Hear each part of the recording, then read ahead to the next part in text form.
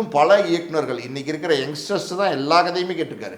எல்லா கதையும் கேட்டதில் parking director Ramkumar Balakrishnan சொன்ன கதை ரஜினிக்கு ரொம்ப ரொம்ப பிடிச்சி போச்சு.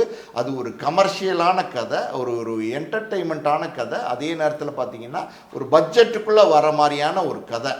பார்க்கிங் படத்தை பொறுத்த வரைக்கும் அதுதான் அவருடைய முதல் படம். அந்த படத்தினுடைய கதையே பார்த்திங்கன்னா ஒரு சின்ன கதை தான். ஒரு வீடு, மேலேயும் கீழேயும் வந்து டெனன்ட் இருப்பாங்க, ஒரு கார் பார்க்கிங் தான் இருக்குது, 2 பேர் கார் நிறுத்தணும் அப்படின்னும் போது அதுக்குள்ளே வர பிரச்சனையை பார்த்திங்கன்னா 2.5 மணி நேரம் வந்து ரொம்ப பிரமாதமாக சொல்லியிருப்பார். ரொம்ப இன்ட்ரெஸ்டிங்காக இருக்கும் பார்க்கிங் படம். ஸோ அதை மாதிரி ஒரு இன்ட்ரெஸ்டிங்காக சொன்னதுனால அவரை வச்சு நம்ம பண்ணலாம். அவர் சொன்ன கதை ரஜினிக்கு ரொம்ப பிடிச்சிருச்சு.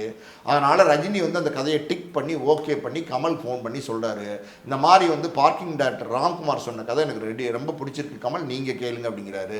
கமல் அவரை கூப்பிட்டு கேட்குறாரு. கமலுக்கும் அந்த கதை ரொம்ப பிடிச்சிருச்சு, இது ஆப்டான கதையாக இருக்கும்னு நினைக்கிறாரு. காரணம் என்னன்னா கமல் வந்து அந்த படத்துக்கு தயாரிப்பாளர்.